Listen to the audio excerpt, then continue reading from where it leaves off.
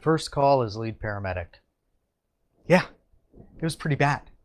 So my partner and I, we got paged out for an altered mental status just outside of Golden, Colorado. Pull up to this mobile home and the patient's neighbor met us down at the bottom. She had called us in because she'd gone in to check on her neighbor and found her kind of semi-conscious sitting in her kitchen. We walk in and I can still picture the patient sitting in a chair. It was on a Formica floor in a very well-kept kitchen. It's one of those 70s style tables that's got the metal rims around the edges. And from a distance, it looked like it was probably going to be a diabetic emergency. So this is pretty straightforward for us to go ahead and take care of. First thing I would do is check the patient's glucose. And if her blood sugar is super low, we give her what's called an amp of D50. It's 25 grams of dextrose, high octane sugar that's so concentrated when you put it in through the IV, if you actually mess up and miss, you'll kill all the surrounding tissue. Well, sure enough, her blood glucose was low and everything's going fine at this point. Then I really messed up and everything went wrong. I got it into my head that to treat the patient, I wanted to start the IV and give her the D50 in the back of my ambulance. Now there's reasons for this.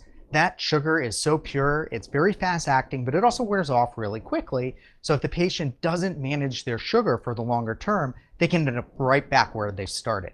And you really should be checked out at the hospital. And the patient's not really with it, so she can't tell me, we have what's known as implied consent, that she doesn't want to go to the hospital.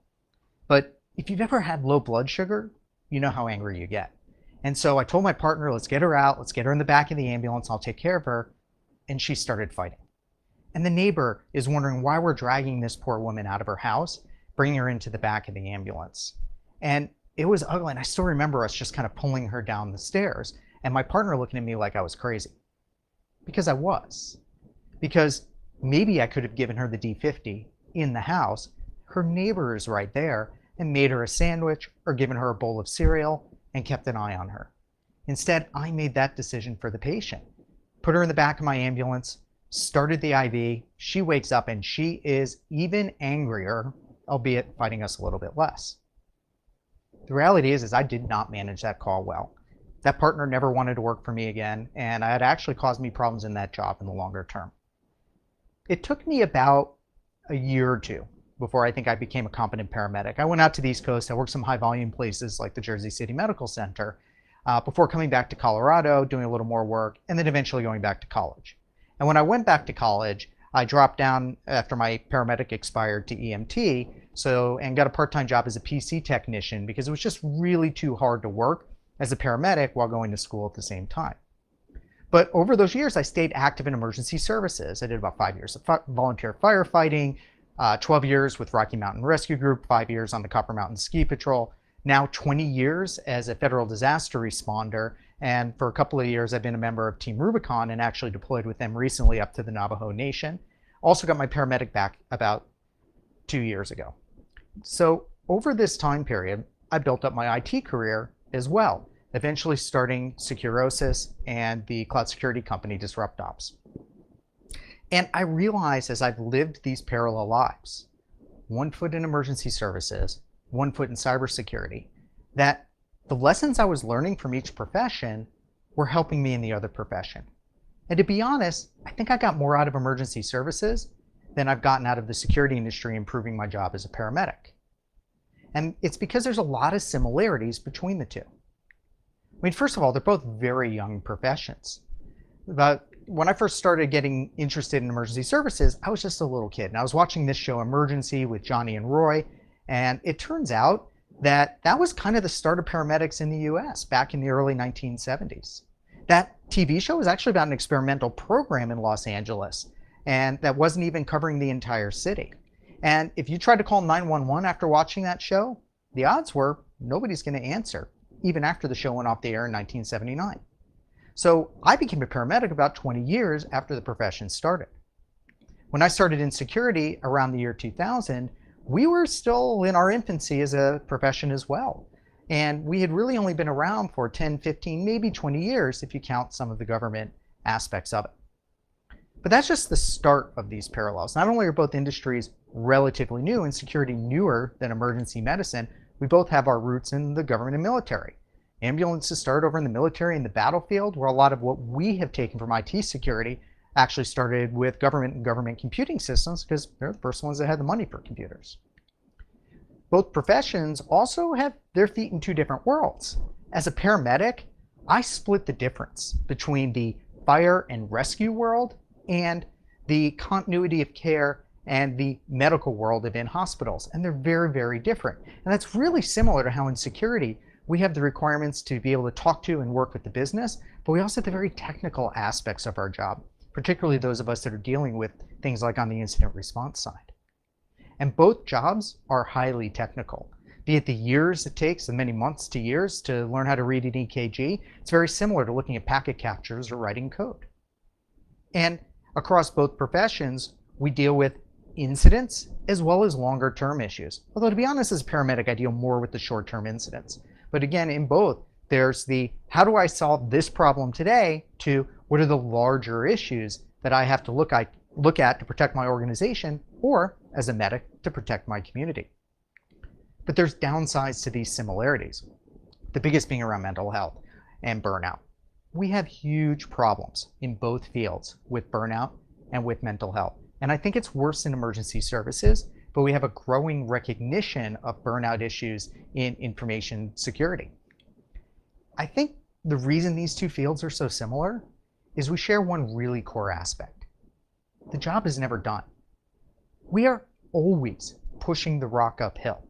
We're always treating the next patient or solving the next incident or securing the next technology. And we don't get that same sense of satisfaction you might get if you deploy a new application or you release some new kind of business product.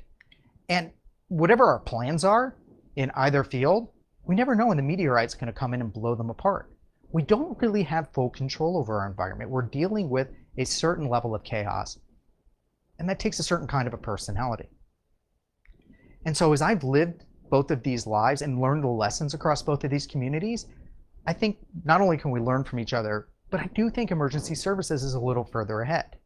The profession's just been around for about 15, 20 years longer than cybersecurity's been around. And I think we can learn the lessons from emergency services, emergency medical services, and apply those to what we do in cybersecurity to improve how we do our jobs, but also to help us in the long term, to help us with our mental health and in the development of our careers. I've realized that there's 4 phases to our career in these professions. And not everybody makes it through all of these. Some of us stall out at these different steps. And I recognize these earlier in EMS, but I think they apply to security as well. And the first one of those is enthusiasm. Because when you first start, the very first time I sat on as a paramedic in that right-hand seat, I can't tell you how exhilarating it was. And yeah, my first call didn't go very well, but eventually my calls did go well.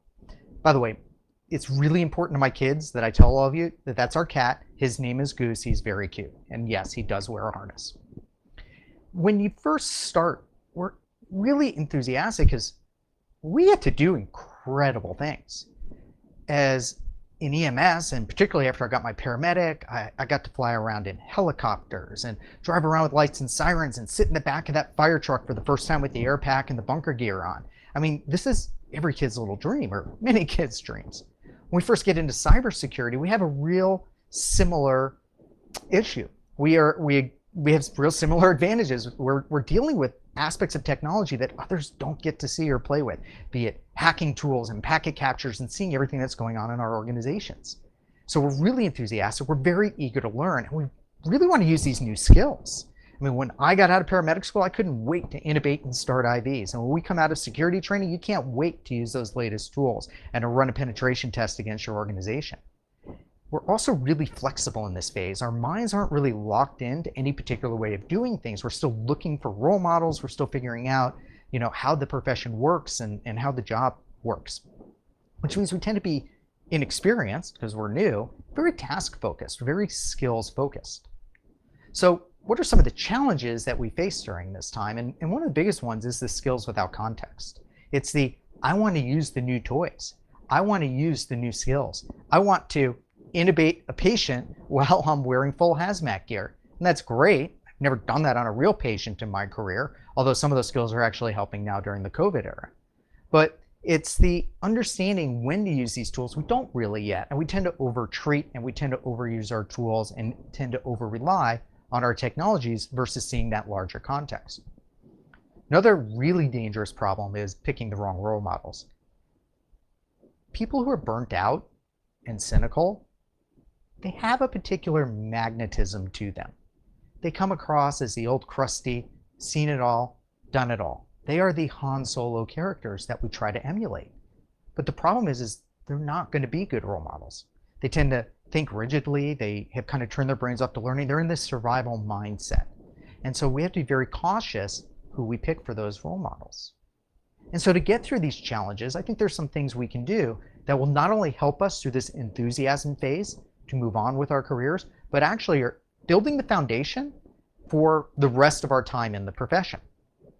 One of the first is you just got to know the job. As a paramedic, I have to know my protocols. I have to know my drug doses. I can't be messing around with those in the slightest.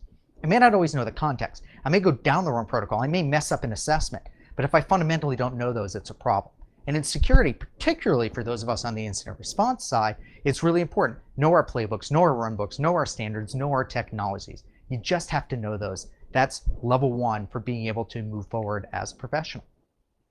Now, one thing that's becoming more recognized in the medical community is the use of checklists, particularly for complex and harder procedures. I know I've actually started building a lot of these when I do security work, particularly hands-on, so that I don't miss steps and I don't make mistakes. Because no matter how much experience you have, you might still make a mistake.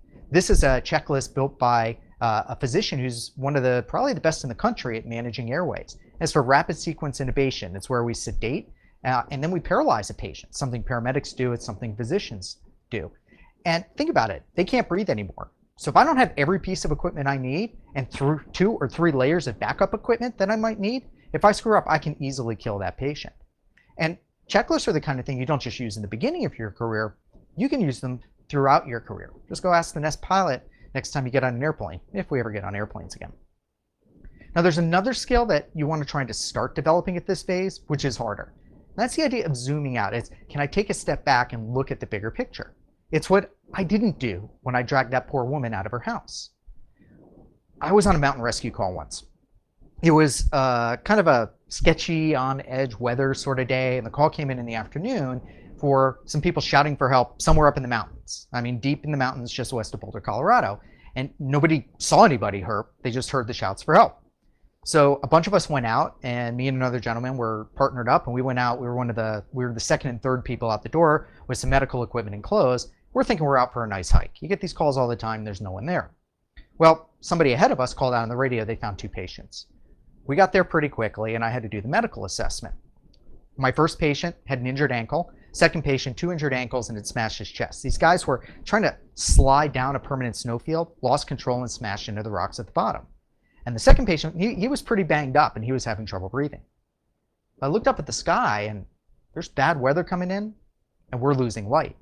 So I went over to the guy with the injured ankle. I didn't take his boot off. I didn't assess his ankle. I just made sure there was no blood, no bone sticking out. I look at him, I go, can you walk? He goes, yeah. I go, good. Go with this guy and hike down the mountain. Stop if you need help and call for it on the radio. I zoomed out because at that point in time, the best thing for that patient wasn't following my protocol and treating that ankle, which it turns out was broken. It was getting him out of there as quickly as possible before we had a very complicated evacuation. And the rescue for his partner ended up being overnight and almost resulted in a helicopter crash. From the mental health side, we also want to start building our skills early. Mental health skills need to be built just as much as your technical skills. Some of the things that can help: find positive mentors and make sure you understand the procedures and processes. Start learning why you have those protocols the way they are. Don't just know what the steps are, know why you have those steps. And start really learning continuously. Don't assume because you got out of school or you passed a few tests that you actually know what's going on. Medicine changes, technology changes. There's always opportunities to learn new things. This is also a really important time to create bias defenses. Now, this is huge in all public safety emergency services, as we've seen in the news lately. When you're dealing with certain user populations, socioeconomic, and even racial classes, you can get a very biased view of them because of the nature of only seeing people at their worst. In security, we face the same issue. how we look at our developers, how we look at different business units, how we look at auditors and others in the business, I know we have a lot of biases. I know we like to victim blame. And the earlier you recognize this and you don't get into that habit, the better. And it's something you're gonna have to fight all the time. And then we want to embrace this concept of anti-fragility. If I'm resilient, I can keep taking hits and I don't change. It's like that Simpsons episode where Homer Simpson is fighting the fake Mike Tyson. And the only reason he's in the ring is because he's the only one that wouldn't go 3 rounds without dying. But if he went to round 4, he'd die, and Mo threw in the white towel and rescued him with, well, they flew out of the, anyway, it's the Simpsons. But resiliency is you are inflexible and you can take the hits. Anti-fragility is all about thriving in chaos and uncertainty. It's where you look for that uncertainty. And when something happens, you take the hit and you learn from it and you adapt from it and you move forward. And it really is a mindset that I absolutely prefer. Now, the next phase is ego. As a paramedic, this is where you're going to get your first clean kill. This is where I'm going to make a mistake because I'm burned out. And what we found when I first started as a paramedic, I was told average burnout for a paramedic is around 7 years. Nobody had done a study on that. That was just this person's experience. So if you think about it, it takes you 1, 2, 3 to 5 years to become pretty good at the job. And then around 5 to 7 years, you start burning out. And that's going to happen if you don't actively manage and try to prevent that burnout. Why is that? Well, you've seen a lot and a lot of things that are hard to handle. And so you kind of stop listening. You jump to conclusions because you're seeing this constant repetition of the same things over and over. Your sleep can be affected. There's exhaustion. Maybe it's because of the psychological aspects of the job, or maybe it's just because you're rotating shifts, so you've got too many pager calls in the middle of the night. This is also where having a beer after work may become more of a crux and a dependency because you're now abusing substances as a way to escape from the burnout and your dissatisfaction with what's going on. And you're just caught in this endless cycle, seeing the same things over, responding the same ways over in a very unhealthy cycle. We can measure this. There's something known as the Maslach burnout inventory. I actually learned about this from a couple of people in the cybersecurity industry, Jack Daniel and Josh Corman, who both took time out to give me some results of a survey that they did around information security. And Josh actually did a great presentation in 2019 with Dr. Maslach, who created the burnout inventory. What we found, or what they found, is that in security, we hit all 3 criteria. We're red in exhaustion, we're red in cynicism, to the point of where Jack Daniels says cynicism is our core competence, and we're low on perceived self-efficacy. Are we feeling like we are making a change? That's actually split. There are people in the security community that feel like they're making a change. Those more on the incident response side feel like less like they're making a change. And burnout's something we have to battle all the time. So how do we get through this ego phase? Well, it's a combination of mindset and process. On the mental health side, this is where we really have to focus on the fundamentals. There's no surprises here. People have talked about this over and over again. You need to eat healthy, you need to exercise, you need to sleep. You need to rely on more peer support. One of the great things that we can do in some of the places I work EMS is, for example, when I got back from my deployment to Puerto Rico, they actually, in the federal, there was a database someplace where I got a call a month or 2 later just to make sure I was okay. With Team Rubicon, that's absolutely essential. There's like monthly buddy checks to make sure people are okay and mentally okay. And picking the right peers can be a very large part of this. If you hang out with that cynical, burnt out crowd, you're going to be cynical and burnt out. Think about it. When you're enthusiastic, you're trying to impress those above you. But when you've been around for a while, you're trying to impress those below you. And that can actually get into this vicious negative cycle. And then having workplace support really helps. I think we're actually better on this, believe it or not, in security than in EMS. Particularly some EMS companies do a really poor job. People don't get time off. They're low paid. They don't get a lot of benefits. And we do. We just have more money in security than people in EMS have, which helps. But both industries also have toxic environments. And we need to recognize that and try to avoid those if we can. Because, ego, burnout, these are rivers that are constantly eating away at our mental health foundations. And we need to constantly be rebuilding and refreshing those foundations through our career. And this is why I say start with that mental toolkit early, recognize these issues early, be aware of them, because it's going to give you a better chance to protect yourself from them as you move forward. Now, That feeds into some of the process issues, because some of the problems you make, and the reason as a medic I might get a clean kill at this phase, is I stop paying attention and I stop the fundamentals. I start jumping around a little bit because I now have the experience to do that. This is where what I call second level pathways or protocols make sense. These are the kinds of things that physicians are often very good at that we as paramedics need to spend a little more time with. This one's from advanced medical life support, and it's a patient assessment pathway to make sure we're constantly assessing and reassessing patients and we're not missing anything. And it really comes down to making sure that we introduce the right kind of processes and we stick with those even when we start being very, very good at our job. Information security, we don't have a lot of these. We have some stuff in incident response, we have some written technical processes, but I think it's a real big place where we can grow as a profession to start really operationalizing what we do in both generic ways and in the individual incident with the individual technologies as well. And now at this ego phase, though, we are competent at our jobs. So this is a time where we can really build some of these advanced skills.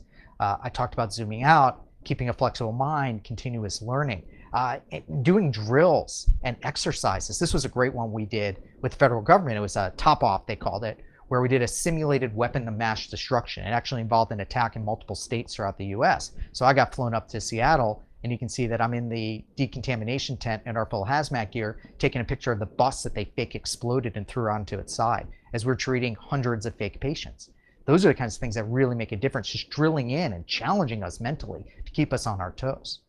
So that we have the flexibility to adapt to new situations and the decisiveness to make a decision and actually act. We had an exercise once where the person running it got mentally locked up.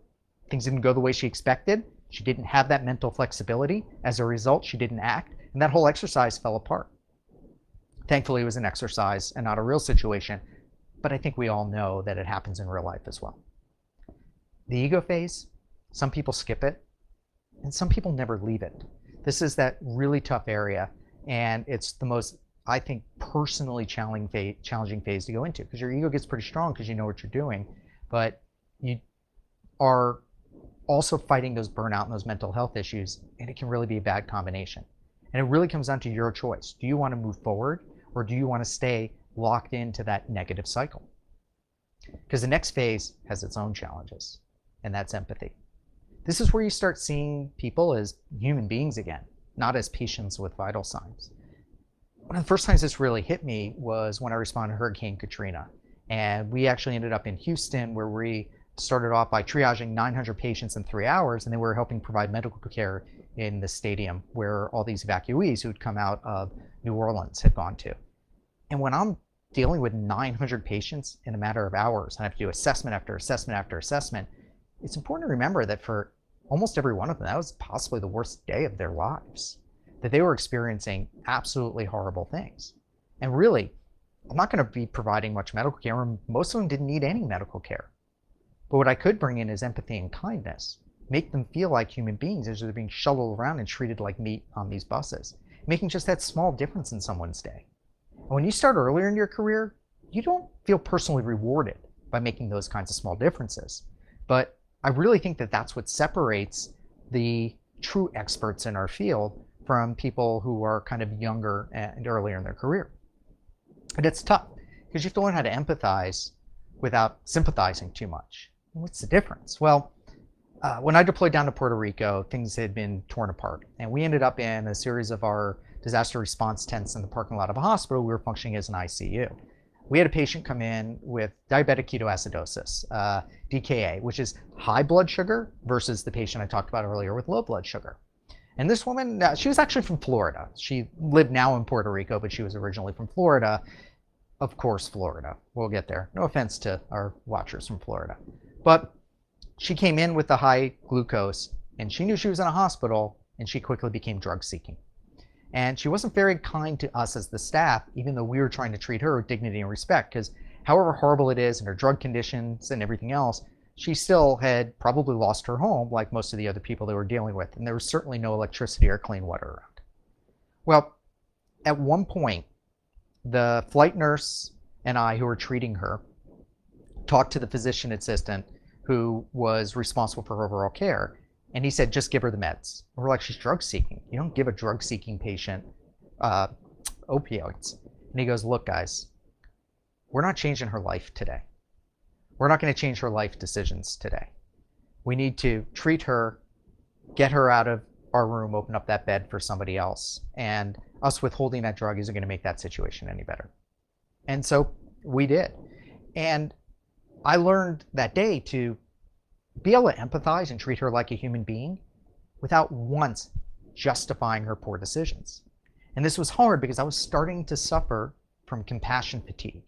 Compassion fatigue is really different than burnout. Think about it as we have a gas tank for empathy. We have a gas tank for compassion. At a certain point, you're going to run out of fuel. And the more you get into this empathy phase, the more that you're going to be challenged with compassion fatigue, because you can't just close yourself off like you do when you're burnt out. And compassion fatigue is very well recognized within the medical industry. There's something, the Compassion Fatigue Project. I've got some links actually that will go out with this presentation. And a lot of it comes down to the regular same mental health fundamentals. Now, with compassion fatigue, it can be very short term. I did not get compassion fatigue when I was treating those hundreds of patients from Hurricane Katrina. I did get compassion fatigue from this one patient who was just sucking my life out of me as I was trying to deal with her and as she was trying to get what she wanted out of the system. And so it's really important to recognize that. And I'll be honest, we are really bad at that in security. We like to blame victims. We like to blame business units. When the reality is in many cases, maybe they are making the wrong decisions, but maybe if we listen and try and understand why they're making those decisions, we can better manage the situations and be better professionals. At this phase, our skills actually do really have the potential to start ramping up. So if we can get through these mental health and the empathy and the sympathy, we know our fundamentals cold. We hopefully are still learning. We have those flexible minds. We've kind of graduated from making those ego-based decisions. And one of the things that we can start doing more is moving from pattern matching to reasoning. This is something I'm still really working on as a paramedic. I think I'm better at it in security. These are those medics, when I look at them, and if they hear hoofbeats, they can tell the difference between a horse and a zebra from across the room. Because they're actually able to think through the situations. Instead of just looking at the blood values and assuming they are what they are, they actually think through the problem and understand the physiology behind it. And it really just does take a lot of experience, a lot of time, and a lot of continuous learning. So this is something that we can strive towards, and we can do this in security as well. I think it's one of the things that's helped me a lot in my world when I'm dealing with cloud security issues, is I know the fundamentals of my platform so well, and I can kind of reason through why things are working or not working the way they are. And as a result, I am able to better assess risk and be better able to manage risk. Now, the last phase is enlightenment. No, not cosmic enlightenment. But at this point, we are hopefully anti-fragile, because you can't get through everything that I've just talked about unless you have learned really strong coping skills. Because either you become anti-fragile or you burn out. And trust me, just because you burnt out doesn't mean you stop working, but you're not going to be a positive influence on your coworkers, your patients, your organization. And we have kind of a balance as well as a better perspective because of all those years of experience in working through these issues. Now, at this point, we have a lot of baggage. I've seen some pretty horrible things as a paramedic. Plenty of dead bodies, dead kids, maggots, smells, rotting flesh. Like, I don't want to go into it. You don't care. Domestic violence is probably the one that really gets me the most, or one of the ones that gets me the most. It's pretty bad, but I'm okay. And I'm okay because for me, what I've managed to do is compartmentalize. And everybody has different techniques to do this. I use context shifting. I try and keep work at work, and then I have my home life and my non-medical career and my hobbies on the outside. And you really got to break those apart. If all you do, and we call them sometimes the rescue Randys in the emergency services community, where they work all day and then they volunteer and they take pages all night for another agency. That's not sustainable. You have to have the ability to turn it off and go do other things and compartmentalize that, particularly if you're working in busier areas. We need to do that in security as well. We need to shut the laptop and spend time with our families. Those are things that really help us in the longer term mental health. And the people who really are in this for the long haul and who are basically well balanced, you can see that in how they work. We also start focusing a bit more on outcomes as opposed to just inputs and protocols and numbers. In medicine, we call science-based medicine. This is a combination of, you know what, if a new study comes out and with all the new COVID stuff coming out, this is what I look for. Is there a plausible scientific basis? Is there evidence to support it, the actual numbers? And are there good outcomes? Because you can actually have a plausible scientific basis and evidence, but then it turns out the outcomes are really bad. I think we're actually terrible at this in security. We don't do randomized control trials. We rely on vendor numbers of vulnerability counts or surveys or malware variants that have been detected. We don't do a good job of correlating. We don't have controls. We don't have p-values, randomized control trials. And it's hard to do that, but it's not impossible to do that. Clearly, if we can do it on human beings and do it ethically, we can probably do it in security without placing our organizations at greater risk. A great example of this came out recently. It's something called the Paramedic 2 trial, where they actually looked at thousands of patients who got epinephrine pre-hospital in the ambulance when they were in cardiac arrest. And it turns out we as paramedics are very, very, very good at getting heartbeats back. If I catch you in the field, probably within 10 minutes of you going down, I can almost always guarantee you're going to have some kind of a heartbeat when I drop you off at the hospital. But are you going to walk out of the hospital? And it turns out the answer is no. There's actually no difference between placebos and epinephrine in patients who survived with an intact neurological outcome. We were getting heartbeats back and creating very expensive ICU patients without necessarily actually improving that overall patient's life. And this one study is not going to change medicine. We're still going to give epinephrine because now we need to move forward to the next level and figure out what are the different circumstances, what are the different mechanisms of action, why does this work, why doesn't it not work, and is there still a role for epinephrine? And it's going to probably take us a decade to answer those questions. But that's the difference between science or pure evidence-based, which is, if you want to know the difference, if you look at those studies for food supplements that you can go buy at some of those, at some of the nutrition stores, they have a lot of evidence and studies, but they're like us letting the vendors tell us if we need to worry about malware. An example of this is we force people to reset their passwords every 90 days, even if they have multi-factor authentication enabled. I just did work for a client. I think it was every 90 days. Does that improve security? Well, if they have MFA turned on, probably not. And it is adding complexity into a situation without necessarily improving the outcome. And if we're really good, we've moved up at this point into management and we've looked at these issues and we have a better understanding of our profession and we're mentally healthy. And one of the things that we can really do to improve is look at just culture. Just culture is about creating anti-fragile workplaces. So with just culture, the idea is it's the opposite of blame culture. If we find that there's an error, that somebody made a mistake, do we blame them for that mistake, or do we take the anti-fragile approach and find out why that mistake was made? The classic example in medicine is medication errors. Paramedic, I work at 3 in the morning in bad light. I'm now 49 years old, so I don't see as well at night as I used to. Some of my medications, depending on where I'm working, they come in vials that have the same color tops and the same shape vial and the same fonts on the labels.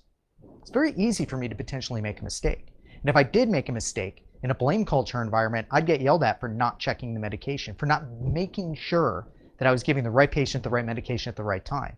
In just culture, they're going to find a different vial. They're going to put a different color on the top. Or maybe we'll put a piece of tape around it so that we know the difference, so that I'm not making that mistake. It's about improving the system. It's not about necessarily finding somebody to blame. Again, an area where we have a lot of room for improvement in cybersecurity.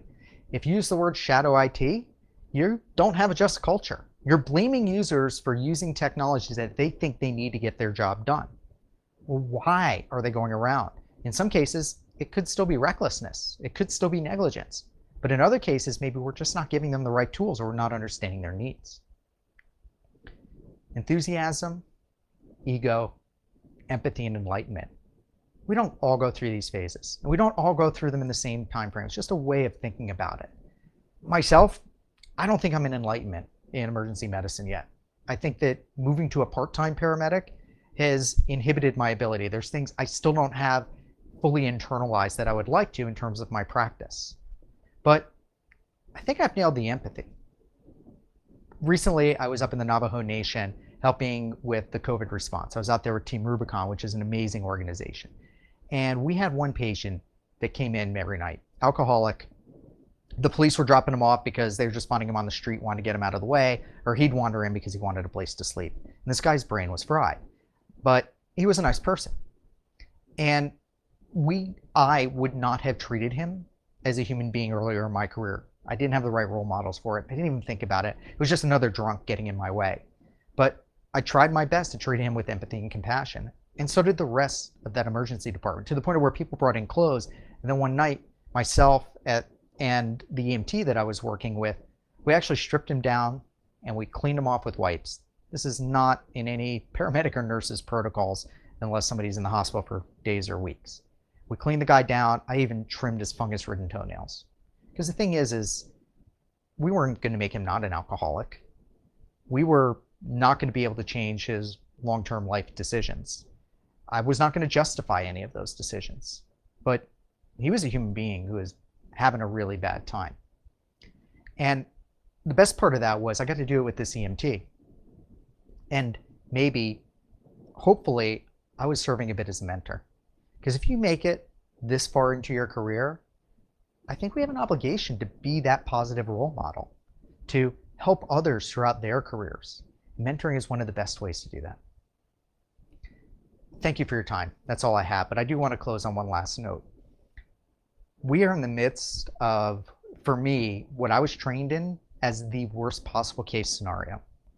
And things are pretty bad out there. So I'm just going to ask, pay attention, think of others, and please wear your mask. Protect yourself, protect your families, and protect those of us who have to come out and help you. Thank you. Hey everyone. So thanks for watching the session. This was it was a big one. It was an emotional one for me to do this after a few years. So I'm gonna blab away until we have any chat questions. For me, I think for InfoSec professionals, I try to cover a bit about like the lessons I learned about incident response and kind of some of those skills, because I think those have absolutely helped me in security. But I think particularly for those of you who are high-level managers, the just culture concepts that come in at the end is probably where we need to focus. I think that's where we can really start to make systemic differences into our environments. And actually, again, if you're in a managerial position like I get to be these days, that you're actually able to go through and make changes and induce that kind of a positive environment. All the other bits, I mean, the mental health, the burnout, I think also with COVID and what's going on are it's definitely hitting all of us. I mean, the repetition of being home all the time is, this is some of the same things that we see when you're running on calls and everything else. By the way, I appreciate all the comments in here. Ask questions. We got a couple of minutes left if you have anything else that you want to hear about, what went into putting this one together and everything else. But I had a blast. I mean, I spent like 2-3 years planning this. I think like Kirsang, who's watching this, and a few other people, many conversations, usually at Black Hat and DEF CON, and frequently, let's just say, while alcohol abuse is bad, a little bit at your conferences and stuff isn't always bad if you're okay with that. And, kind of over those late night drinks, talking about a bunch of these concepts and trying to put it into that framework of those 4 phases. Those were all like things I really tried to do to kind of bring it in. And I honestly, until I started seeing the feedback you guys are sending here, I didn't know if anyone cared about this stuff. It's not the same. I'm used to giving technical talks and defensive technical talks. So I think, am I out of time, guys? I did put the link in the chat room if you want to go ahead and carry on a conversation, but otherwise enjoy the rest of Black Hat, and maybe we'll get the chance to meet up again next year. Hopefully we'll be having this stuff dealt with by next year. With the crispy role models, yeah, if you identify you're the crispy role model, it's time to get mental health, actually. That's you have to take a step back, separate yourself. And I had that. I got in trouble at the stuff at Securosis. My partners had to talk to me because I was going down a bad path. Unfortunately, they did. And instead of fighting back, I recognized it, and I recognized my own issues. Took some time and was able to come back. So with 10 seconds on calendar. I got 10 seconds left, so I'm gonna have to answer the other questions over in the Zoom. I'll pop it over again, but yeah, there were a couple of other questions. Yeah, and thanks for the Eric for the extra camera thing was a bit of a risk, but I think that played out all right. Thanks everyone, and I'll see you maybe over in the Zoom.